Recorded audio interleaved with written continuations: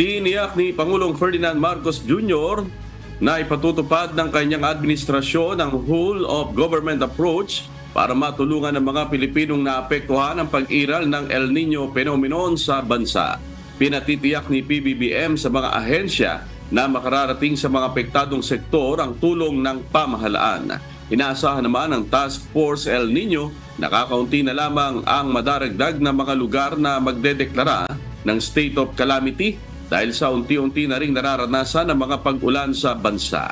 Inaatasan ko rin lahat ng ahensya ng gobyerno, kabilang ang lokal na pamahalaan na tiyakin na makakarating sa ating mga kababayan ang iba't ibang ayuda at serbisyo mula sa pamahalaan. Kaya naman, inaatasan ko ang lahat ng mga ahensya ng gobyerno na ipagpatuloy ang pakikipag-ugnayan lalong-lalo na sa mga LGU bilang paghanda para sa darating naman na La Niña.